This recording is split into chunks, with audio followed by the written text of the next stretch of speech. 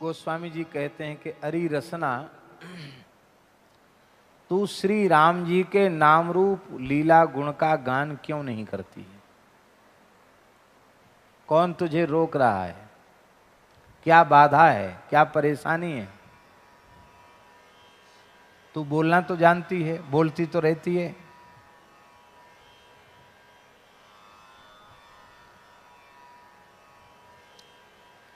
तो राम जी का नाम बोलने में तुझे कौन सी बाधा पड़ती है? राम जी का गुणगान करने में तुझे कौन सी बाधा पड़ रही है? महाराज जी, पुराण का श्लोक है, इस संसार का सबसे बड़ा आश्चर्य क्या है? ये आवाज गूंज रही, इसको ठीक करो। इस संसार का सबसे बड़ा आश्चर्य क्या है? लोग कहेंगे दुनिया में 7 आश्चर्य हैं। हमारे यहाँ का ताजमहल भी लोग कहते हैं एक आश्चर्य है, 7 आश्चर्य में एक आश्चर्य है। ये सब कोई आश्चर्य नहीं है। लोक की दृष्टि में ये आश्चर्य हो सकते हैं, संतों की दृष्टि में ये कोई आश्चर्य नहीं।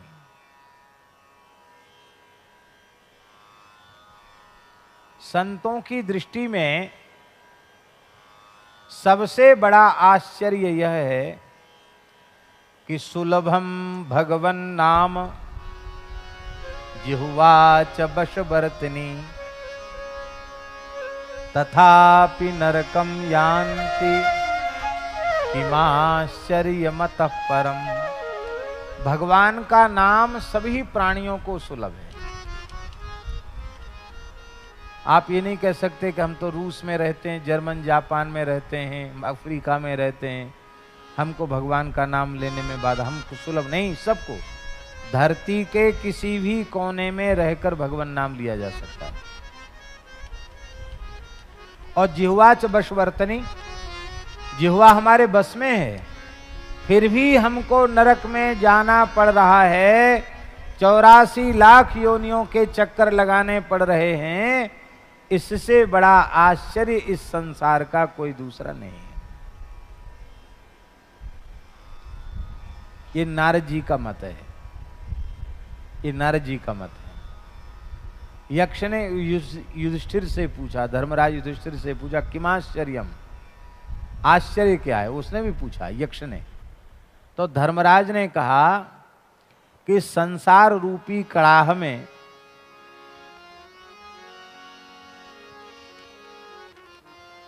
त्रिविध ताप से तापित जीव उबाले जा रहे हैं।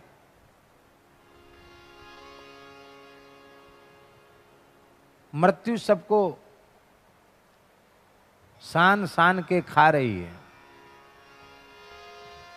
लेकिन शेषाह जीवितुम इच्छन्ति, जो काल कबलित हो गए वो तो गए काल के गाल में। जो बचे हुए हैं कड़ाही में उबल रहे हैं, वो उबल रहे हैं, वो भी जिंदा रहना चाहते हैं। किमाश्चर्य मतलब पर बोले, इससे ज्यादा आश्चर्य क्या होगा? संसार में पड़े रहना चाहते हैं, इससे मुक्त होने का यत्न नहीं करते हैं। मनुष्य जन्म प्राप्त करके भी इससे बड़ा आश्चर्य और कोई दूसरा नहीं है, ये युधिष्ठिर कह रहे हैं। तो संसार चक्र से छूटने का यत्न क्या है? साधन क्या है? बोले काहे ना रसना राम ही गावहीं। हरि रसना, तू राम जी का गुणगान क्यों नहीं करती? सबसे सरल साधन यही है।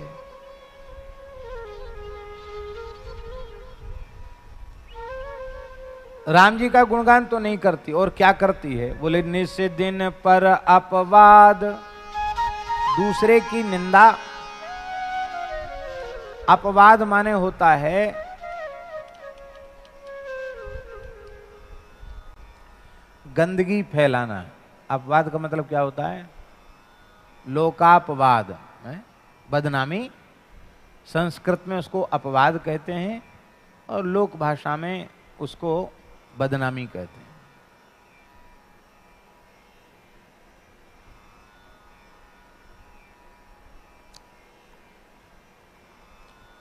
सज्जन व्यक्ति का कर्तव्य है कि अपनी कोई बुराई हो तो उसको अपने पूज्य गुरुजनों के सामने उजागर करके उसका प्रायश्चित पूछ ले प्रायश्चित कर ले, ये सज्जन का कर्तव्य है। और किसी की भी बड़ी से बड़ी बुराई, बड़े से बड़ा दोष सुनाई पड़ जाए या दिखाई पड़ जाए तो उस गंदगी को आगे न फैलावे, वहीं खत्म कर दे उसको।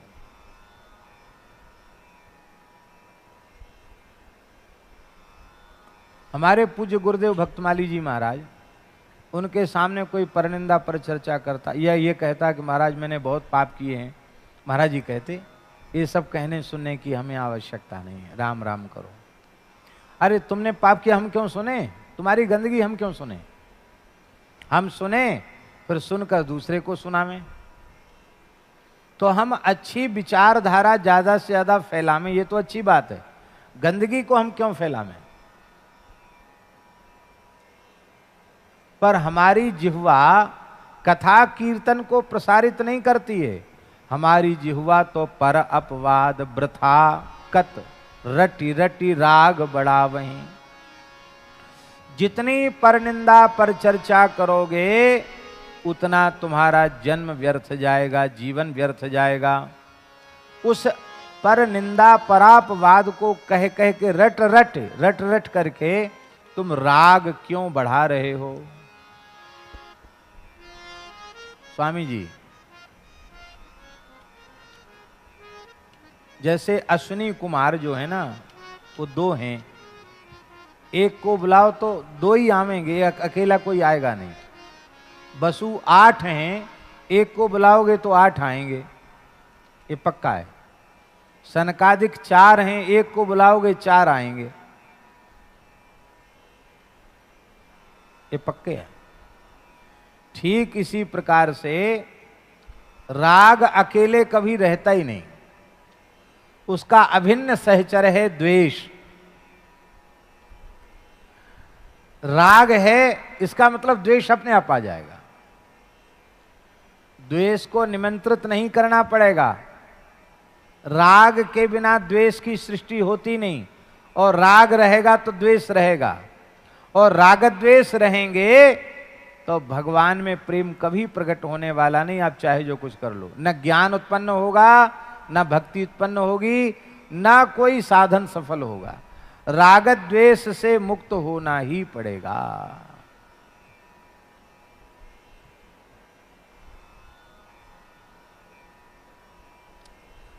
राग रहित होना बहुत आवश्यक है। ये राग द्वेष हैं क्या? बोले ये राग द्वेष उल्लू हैं। कौन है ये? राग द्वेष उल्लू हैं, उलूक पक्षी हैं, राग द्वेष उल्लू हैं। और उल्लुओं का अस्तित्व दिन में नहीं रहता।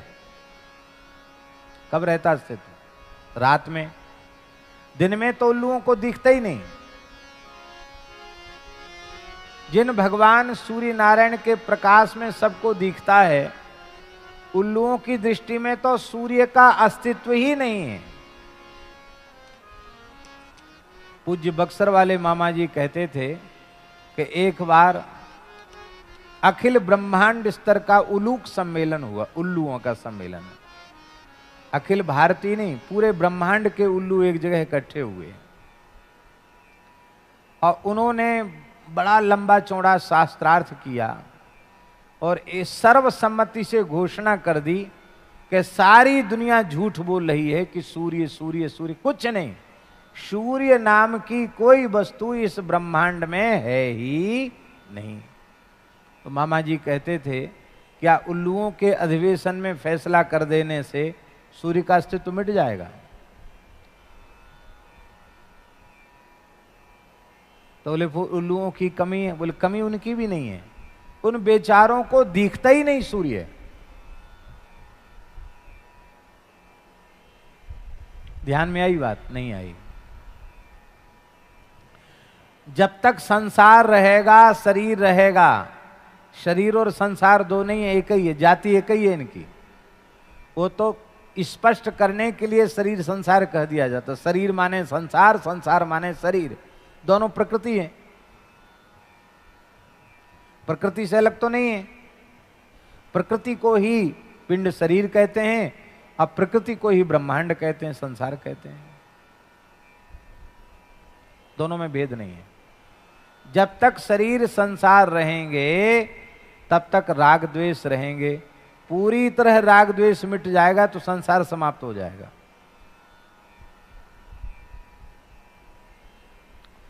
आप लोग कहेंगे तब तो बहुत अच्छी चीज है राग द्वेष, संसार बना रहे, कितना बढ़िया संसार है। अरे भाई, ये ईंट पत्थर और ये व्यक्ति तो जैसे थे वैसे बने रहेंगे। धाता यथा पूर्वम अकल्पयत। तुम्हारा संसार नष्ट हो जाएगा, और जब तुम्हारा संसार नष्ट हो जाएगा तो जड़ चेतन जग जीव जत सकल राम मैं जान। बंदऊं तिनके पद कमल सदा जोरी जुग पान। सिय राम मैं सब जग जानी करऊं प्रणाम जोरी जुग पानी।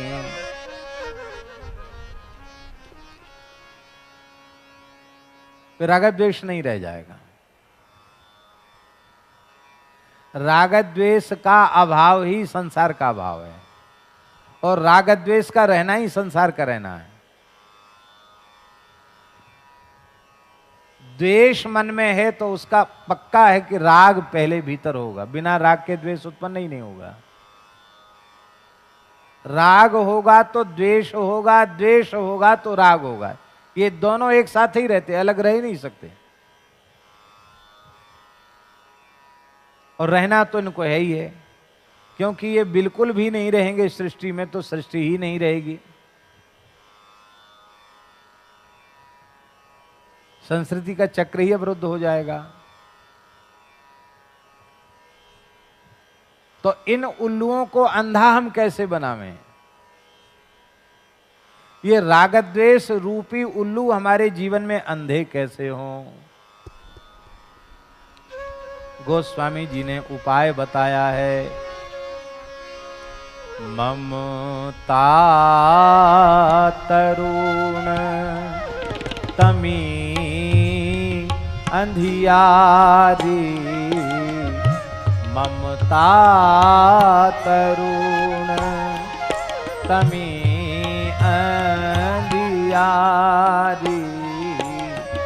राग द्वेष उलूक सुखकारी।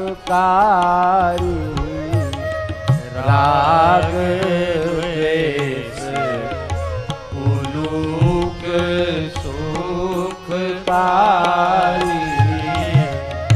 तब लगी बसत जीव मन माही। तब लगी बसत जीव मन माही। जब लगी प्रभु प्रताप रवि नाही। जब लगी प्रभु प्रताप रवि नाही। ममता रूपी तरुण रात्रि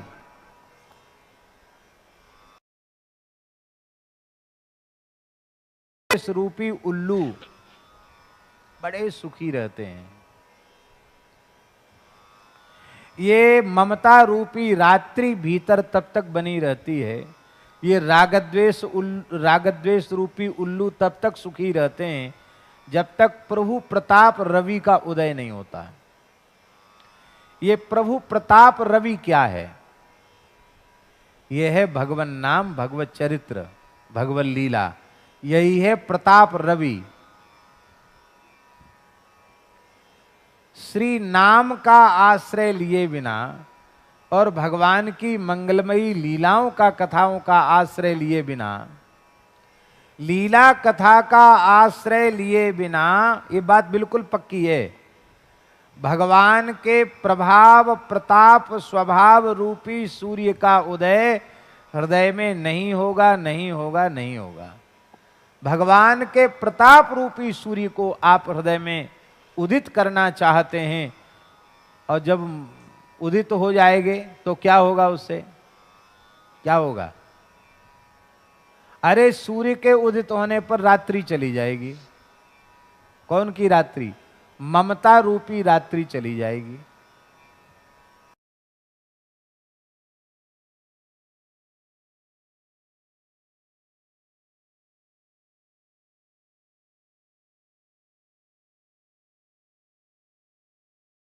रात्रि के विदा होते ही समता रूपी सवेरा हो जाएगा। समोहम सर्वभूतेषु न मे द्वेष्योस्ति न प्रियः। ये है समता, समोहम सर्वभूतेषु। ये समोहम सर्वभूतेषु, ये समता का सूर्य उदित हो जाएगा। समता का सूर्य उदित हो जाएगा।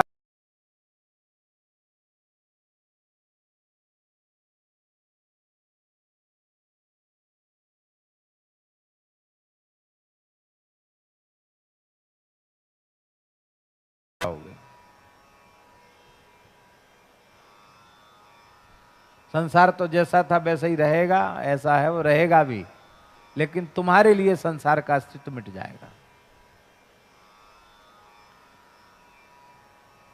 इसी को कहते हैं तुलसी ममता राम सो, समता सब संसार।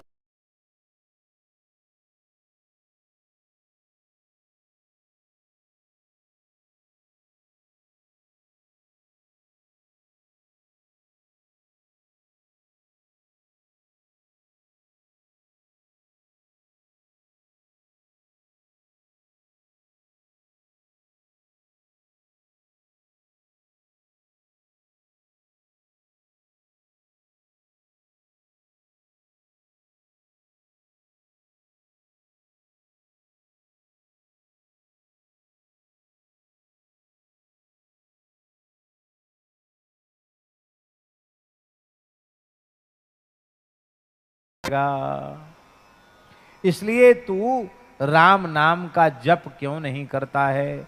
राम नाम को रटता क्यों नहीं है? देखिए, राम नाम लेने में कोई बाधा नहीं, और उस राम नाम को तुम लेते नहीं हो। पर निंदा पर चर्चा में अपनी जिह्वा को तिरस्कृत कर रहे हो, नष्ट कर रहे हो। राग बढ़ा, वही राग को बढ़ा रहे हो, द्वेष को बढ़ा रहे हो। तुम स्वयं संसार के चक्र में पिस रहे हो, जा रहे हो, कूद रहे हो। संसार की आग में कोई धकेल नहीं रहा है तुमको।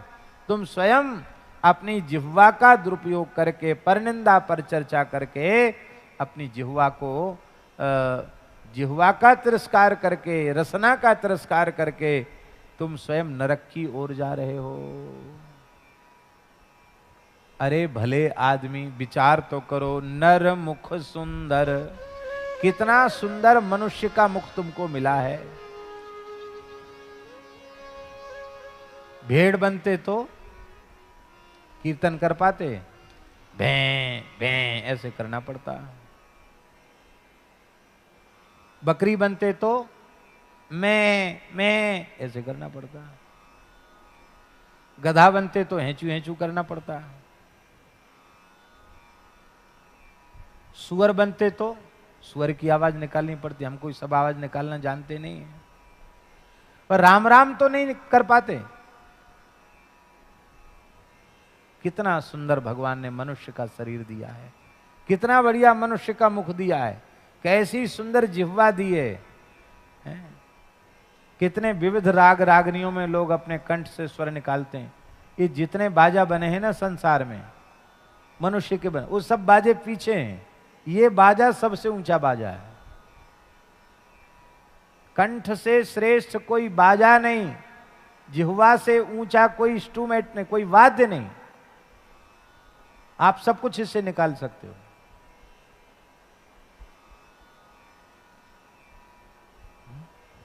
और क्या ठाकुर जी की सृष्टि है। अब स्वामी जी का स्वर क्या कहना। अब वो स्वर पूरी दुनिया खोजने पर वो स्वर सुनाई नहीं पड़ता। ये इंस्ट्रूमेंट किसका बनाया है? ठाकुर जी का बनाया हुआ। स्वामी श्री राम स्वरूप जी का स्वर, क्या मिठास थी गले में, वाह क्या कहना। अभी देख लो, लता जी वृद्ध हो गई हैं लेकिन उनका स्वर देखो। ये सब किसने बनाया?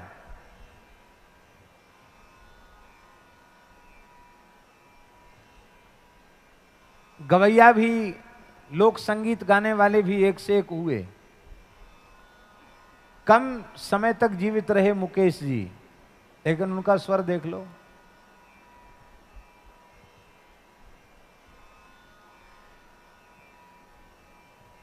हम कोई सिनेमा के गीत सुनने का हमको व्यसन नहीं है, शौक नहीं है, पर पता नहीं क्यों ऐसी स्वाभाविक वाणी उस मुकेश की सुनाई पड़ती है कि लगता है कि इसको सुने।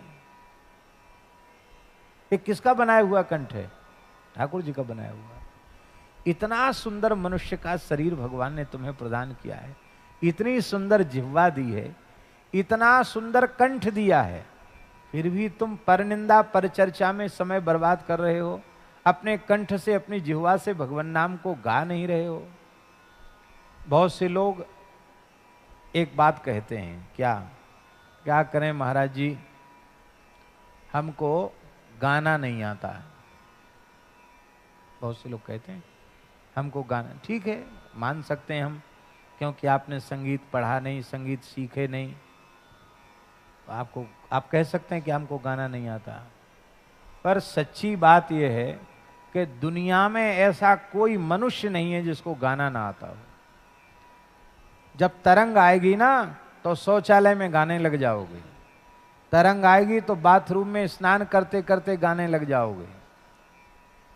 हाँ, अरे सोते सोते सपने में गाने लग जाओगे। तरंग कोई रोक नहीं पाएगा, तरंग आएगी तो, भले ही उसका स्वर चाहे जैसा हो।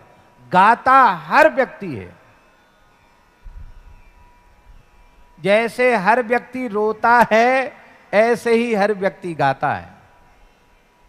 बहुत से लोग कहते हैं कि हमको नाचना नहीं आता।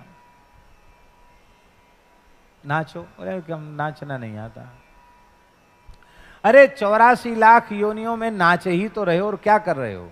चलो वैसा नाचना नहीं आता तो ऐसा भी कोई मनुष्य नहीं है भैया जी जो 24 घंटे में कभी न कभी थिरकता ना हो। भले ही जिन लोगों को बहुत लाज शर्म लगती है तो वो भीतर नाच लेते हैं, और नहीं नाचेंगे तो ऐसे ऐसे तो कर ही लेंगे। वही तो नाचना हुआ। अरे पांव हाथ नहीं नचे, सिर तो नच गया कि नहीं नच गया। पर ठाकुर जी के सामने नहीं नाचते, ठाकुर जी के सामने नहीं गाते, ठाकुर जी के सामने नहीं बोलते, और टर टर टर टर करते रहेंगे, बक बक करते रहेंगे। नख सिख नर मुख सुंदर, कितना सुंदर मनुष्य का मुख है। नर मुख सुंदर मंदिर पावन, ये मंदिर है। मंदिर किसको कहते हैं महाराज जी? जिसमें भगवान विराजते हैं उसको मंदिर कहते हैं। किसको कहते हैं मंदिर? जिसमें भगवान विराजे वो मंदिर। इसमें भगवान बैठे कि नहीं तो मंदिर है कि नहीं? इसलिए भागवत जी में लिखा है द्वितीय स्कंध में, मनुर्मनीषा मनुजो निवासा। परमात्मा, विराट पुरुष परमात्मा की बुद्धि का नाम है मनु। इसलिए मनु जो है वो भगवान की बुद्धि का नाम है मनु। मनु जो कुछ कहते हैं उसको स्वीकार कर लो, आदमी की बुद्धि नहीं है वो परमात्मा की बुद्धि है, सबके लिए कल्याणकारी है। मनुजो निवासः, ये मानव का शरीर भगवान का निवास स्थान। वैसे तो रहते भगवान सब में, पर ये भगवान ने रचपच के अपने घर अपने लिए बनाया है। इंजीनियर तमाम मकान बनाता है पर अपने लिए बनाता है तब पूरी इंजीनियरिंग वहीं लगा देता है। ऐसे भगवान ने अपने रहने के लिए बनाया तो बहुत बढ़िया नक्काशी, क्या कहना, अलग अलग तरीके की डिजाइन के दरवाजे। किसी के ये दरवाजे अलग हैं, किसी का ये दरवाजा अलग है, किसी का ये दरवाजा अलग है। हाँ महाराज, सब विचित्र विचित्र। एक सांचा बनाया और बनाने के बाद सांचे को ही नष्ट कर दिया, फिर नया सांचा। कितनी विलक्षण बात है। हम ये सोच लें कि ये मानव शरीर भगवान का मंदिर है, इसमें भगवान रहते, भगवान ने अपने रहने के लिए बनाया, तो कोई मनुष्य किसी मनुष्य की हत्या करेगा? कोई मनुष्य किसी मनुष्य की हत्या नहीं करेगा। बाहर की इमारतों के पीछे झगड़े होते हैं, जिनको लोग अपनी धार्मिक इमारत कहते हैं, उसके पीछे झगड़े होते हैं, तमाम लोग मर मिटते हैं। पर ये जो बाहर की इमारत है तो मनुष्य की बनाई हुई है, और ये इमारत किसकी बनाई हुई है? ये परमात्मा की बनाई हुई है। इस परमात्मा की बनाई हुई इमारत को नष्ट करने में तनिक भी लोग विचार नहीं करते। ये विचार आ जाए कि भगवान के बनाए हुए मंदिर हैं, तो इन मंदिरों को कोई नष्ट नहीं करेगा। ये समझ में आ जाए कि ये शरीर भगवान का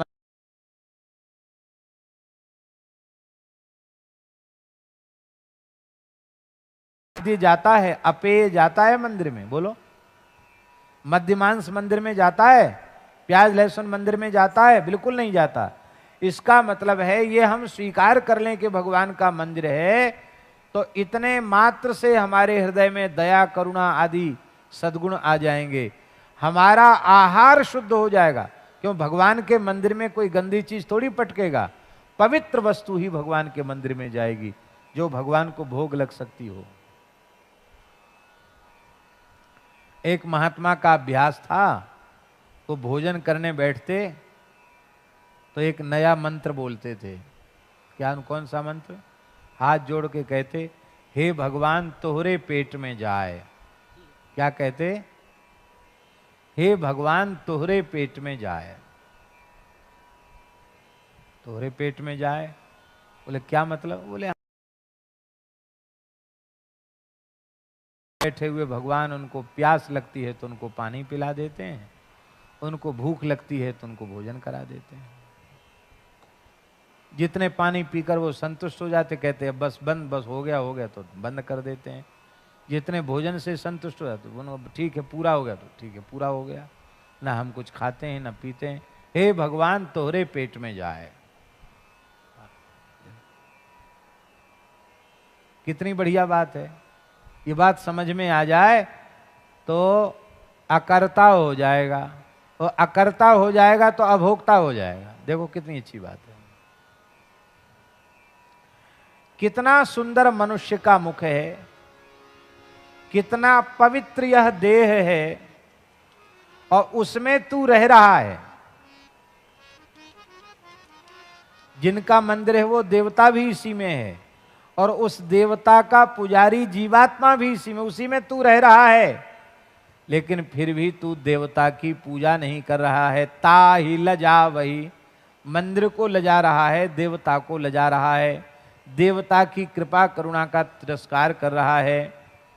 कहते तेरी हालत तो ऐसी है जैसे कोई चंद्रमा के समीप में रह करके और अमृत से वंचित रह जाए। चंद्रमा अमृतस्रावी है, और अमृतस्रावी चंद्रमा में रह करके और वो हमेशा हमेशा के लिए और वंचित रह जाए, अमृत से वंचित रह जाए।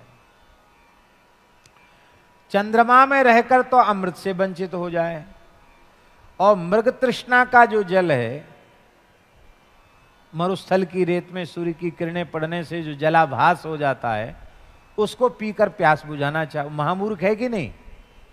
जिस चंद्रमा से अमृत झर रहा है उसको तो पिया नहीं, और अब मृग तृष्णा रूपी जल को पी करके अपनी प्यास बुझाना चाहता है। यदि मानव शरीर प्राप्त करके, नक्सिक सुंदर शरीर प्राप्त करके, इतनी सुंदर जिह्वा प्राप्त करके भी भगवत गुणगान नहीं करता है, तो वह तो उस मूर्ख के समान है। और कथा नहीं सुनता, जबरदस्ती कथा सुनानी पड़ती है, जबरदस्ती प्रतिबंध लगा लगा के कथा सुनानी पड़ती है कि नहीं कथा सुनोगे तो ऐसा करेंगे, नहीं कथा सुनोगे तो ऐसा करेंगे।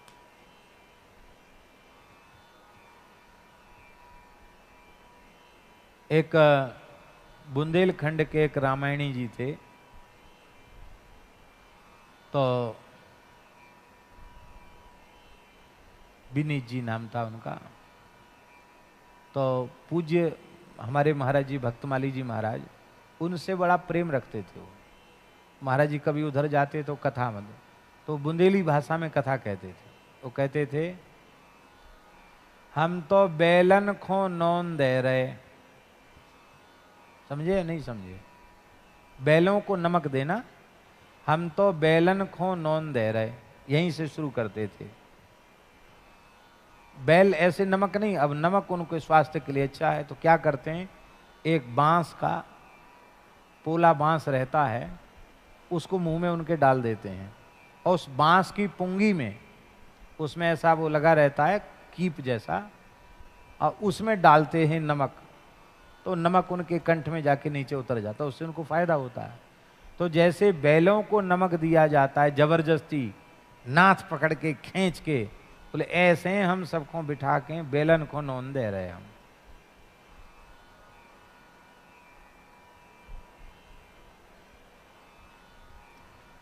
ये स्थिति है। भगवान की कथा में मन नहीं लगता, कीर्तन में मन नहीं लगता। देखिए अपराधी तो हम खुद भी हैं।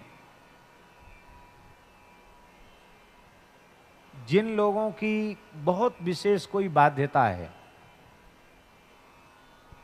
अब कई महापुरुष ऐसे हैं जो 1:30-2 बजे रात को बैठ जाते हैं, 8 बजे तक एक आसन से बैठते हैं, उनके लिए तो कोई बाध्यता नहीं, उनका नियम है, 50 वर्ष से नियम चला आ रहा, उनके लिए तो कोई बाध्यता नहीं है। पर जो लोग पड़े पड़े सोते हैं 6 बजे तक, और यहाँ 5 बजे इतना सुंदर प्रार्थना हो रही थी, इतना सुंदर स्वामी जी का प्रवचन, यहाँ तो हॉल में बढ़िया नहीं सुनाई पड़ता है भले ही, लेकिन हमारे कुटिया में जहाँ दास का आसन है वहाँ तो ऐसे लग रहा था कि जैसे हमारे कान पर ही प्रार्थना बज रही हो और पूरी स्वामी जी की एक एक बात स्पष्ट सुनाई पड़ रही थी। तो लोग नहीं गए। कितने लोग आए? बहुत कम लोग आए। आना चाहिए कि नहीं?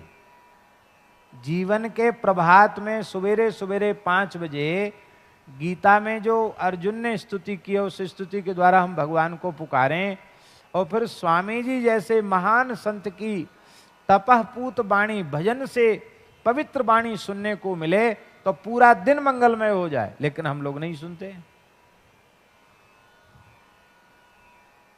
हमको भी आना चाहिए, लेकिन हमने इस समय कुछ ऐसा नियम बनाया है, विचार करते हैं कि भले ही हमको सोने में तनिक विलंब हो, लेकिन 3:30 बजे हम उठ जाएं और स्नान करके 4 से 6 2 घंटे में हम अपना नित्य नियम कर लें। तो अभी राम जी की दया से, संतों की कृपा से वो 4 से 6 वाला नियम निभ रहा है। यद्यपि आलस तो कहता है कि नहीं नहीं पड़े रहो, 1 बजे हो गया था और देर हो गई, यूं हो गया, तो बहाने बहुत हैं, लेकिन वो बहाने हो तो बहाने ही बहाने हैं। दिन में भी विश्राम का कई बार अवसर मिलता नहीं, तो शरीर पर उसका प्रभाव होता है। लेकिन हम आपको कहते हैं इतना सुख मिलता है सवेरे सवेरे नित्य नियम कर लेने से, क्या कहना, बहुत सुख मिलता है। फिर ये चिकित्सक कहते हैं कि घूमोगे नहीं तो और शरीर बर्बाद हो जाएगा, 6 बजे 1 घंटा कम से कम घूमो। तो इसमें हमारी न तो रुचि है न विशेष श्रद्धा है, लेकिन फिर भी बहुत से महात्मा लोग भी कहने लग गए और भी लोग कहने लगे कि जरूर थोड़ा बहुत घूमो फिरो, और घूमने भी जाना पड़ता है, जाते नहीं जाना पड़ता है। अब उसमें से 1-2 काम भी कोई आगे पीछे कर दें तो फिर सब काम पीछे होते होते सब काम पीछे हो जाता है। इच्छा हमारी भी आज हो रही थी कि हम यहीं आकर अपना नित्य नियम कर लें। हम ये कहना चाह रहे हैं महाराज जी कि कथा कीर्तन में बिल्कुल मन नहीं लगता, लीला दर्शन में मन नहीं लगता। काम कथा कलि कैरव चंदनी, यदि कलयुग की चांदनी रात्रि का विस्तार करना चाहते हैं, कलयुग की कुमुदनी खिलाना चाहते हैं, तो आप राम कथा कभी मत सुनो। कृष्ण कथा कभी मत सुनो, काम कथा सुनो। हम अपने जीवन में कली का प्रभाव निरंतर बढ़ाते चले जा रहे हैं। कैसे बढ़ा रहे हैं? काम कथा सुन करके। काम कथा माने, काम कथा किसको कहते हैं? सरल परिभाषा बताएं, सबसे सरल परिभाषा। राम कथा से अतिरिक्त जो कुछ भी है सब काम कथा है। राम कथा कृष्ण कथा को छोड़ के जो कुछ कहते हैं वो सब काम कथा है।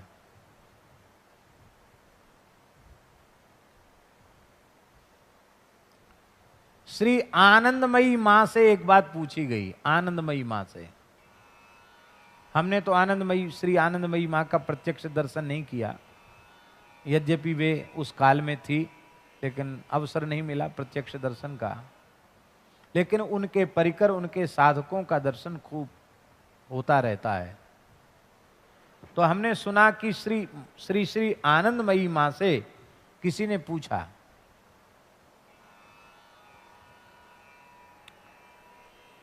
कि कथा का स्वरूप क्या है। तो उन्होंने कहा, आनंदमयी मां ने कहा, हरि हरिदास कथा कथा बाकी सब व्यथा। क्या कहा? हरि हरिदास कथा कथा बाकी सब व्यथा। माने भगवान और भगवान के भक्तों की चर्चा को ही कथा कहते हैं। इसके अतिरिक्त आप जो कुछ कहते सुनते हैं वो कथा नहीं, वो व्यथा है। तो उस काम कथा को कान दे के सुनते हैं। यहां बैठ के बढ़िया से बढ़िया माइक लगा है कथा में, ऐसे नींद आ जाएगी। और वहां बैठ के कोई ऊटपटांग चर्चा कर रहा है, यहीं से देखेंगे क्या कह रहा है, उसके होठ कैसे हिल रहे हैं, आंख कैसी मटक रही है, अरे ये कह रहा होगा। और लोग इतने अच्छे विचार कर लेते, हाँ यही कह रहा होगा, ये पक्की बात है।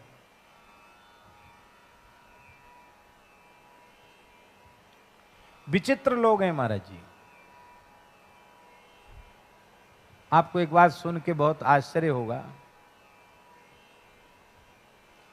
अब तो पता नहीं ऐसा होता कि नहीं, छोटे स्कूलों में खाली स्थान भरो, पेपर में आता रिक्त स्थान भरो।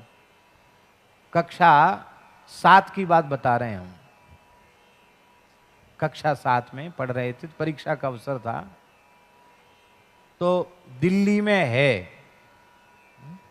दिल्ली में बगीचा है, दिल्ली में ये है वो है, तमाम चीजें लिखी रहती हैं।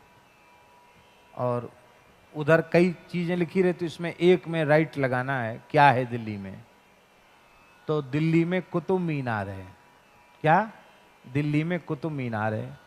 हमने पेपर में लिखा दिल्ली में, बीच में लिख दिया कुतुब मीनार है। और उस लाइन में गांव की इसकी बात है, वो तो इस कुर्सी टेबल नहीं होते थे, पेड़ के नीचे परीक्षाएं हो जाती थी। उधर बैठा था एक लड़का, अहीर का, यादव का। उसने ऐसे उजक उजक के देखा वहां से उसको समझ में नहीं आया क्या, तो उसने लिखा दिल्ली में कुतिया बीमार है।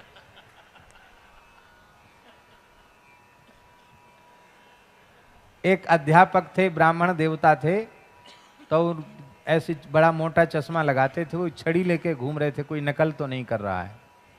वैसे कापी पे देखते थे नजर गड़ा के कि क्या लिख रहा है। तो जैसे ही वो लड़के को जानते थे कि इधर उधर ताक झांक रहा है, तो उसकी कापी पर देखा, तो देखा क्या लिखा है, दिल्ली में कुतिया बीमार है। अरे क्या लिखा है, दिल्ली में कुतिया बीमार है, कहां से लिखा? तो डर गया बेचारा छड़ी देख के। बोले वो महाराज ने लिखा, उनको देख करके हमने लिख दिया। लो, तो हमारी कापी देखी गई, क्या लिखा है? अरे इन्होंने तो ठीक लिखा। इस तरह से भी लोग अनुमान लगा लेते हैं। पर कथा कीर्तन में अच्छी से अच्छी बात, सरल से सरल बात, सीधी से सीधी बात उनको समझ में नहीं आती है। ये दुर्भाग्य है। तिनहि हटकी हरि कल की रति, कही हरि कल की रति करन कलंक नसावहीं। उनको हटक करके भगवान के पवित्र चरित्र को सुन करके कलयुग के कलंक को वो दूर नहीं करते हैं। उस विषय चर्चा को रोक करके भगवान के सुंदर नाम रूप गुण लीला का गान करना चाहिए। उससे क्या होगा, उन्हें कानों का कलंक दूर हो जाएगा, अर्थात विषय की बातें नारायण ठीक। अर्थात बस इस पद को पूर्ण करके ही हम दो पंक्तियां और हैं और हम उसको पूर्ण कर रहे हैं। इस विषय की बातें सुनते सुनते हमारे कान अत्यंत कलंकी हो गए हैं। वो कलंक दूर करने का साधन क्या है? बोले कलंक दूर करने का साधन है भगवान की कथा के श्रवण से ही वो कलंक दूर होगा।